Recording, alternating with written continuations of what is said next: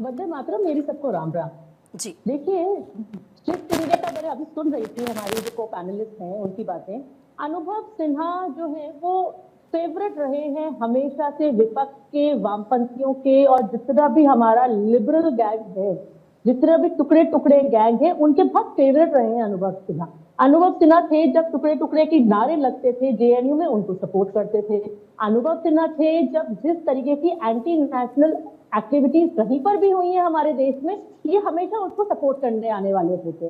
जब आर्टिकल 30 जब movie release होती है, उसके अंदर भी तोड़ मड़ोड़ के चीजों को पेश करने का काम भी अनुभव सिन्हा ने किया है।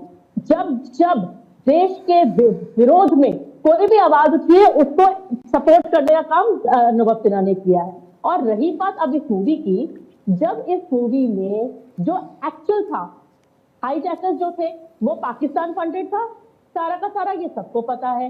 वो मुस्लिम थे, ये सबको पता है।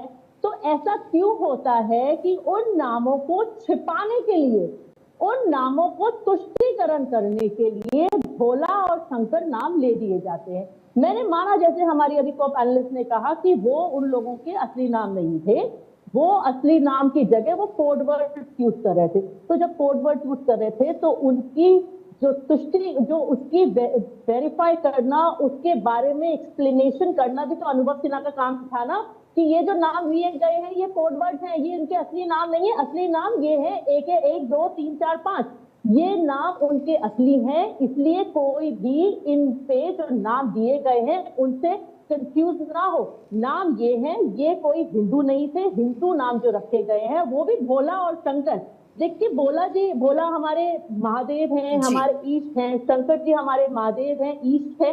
सावन का महीना अभी पीछे हो निकल के चुका है, और उसमें हमारे ही विपक्ष के जो नेता है, नेता प्रतिपक्ष जो है, वो सावन के महीने में मटन बनाते हुए वीडियो पोस्ट करते हैं।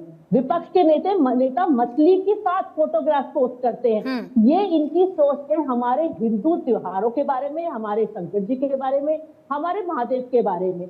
तो जब महादेव, भोला, शंकर की फोटो में ये लोग, यानी कि रुचिका जी आप ये कह रही कि जानबूझकर हिंदुओं के सेंटिमेंट्स को, उनके भावनाओं को ठेस पहुंचाया जाता है।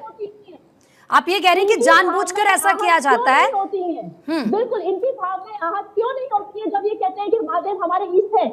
महादेव और भोला और शंकर ये नाम ही क्यों जस्टिफाई करने के लिए वहां पर रखे गए? क्यों हमारी जो फिल्म इंडस्ट्री है वो पीके जैसी मूवी में हमारे शंकर जी को भागते हुए दिखाती है, वहां पर हमारे ईष्ट को, हमारे देवता को वहां पर मजाक के तौर पे दिया जाता है? क्या इनकी किसी की हिम्मत है कि किसी और धर्म के, किसी और ईष्ट के बारे में इस तरीके की चीजें पोर्ट्रे कर सके? क्या इनकी हिम्मत है हमारे विपक्ष की कि जब कुछ ऐसा कुछ होता है तो वो उनको सपोर्ट कर सके?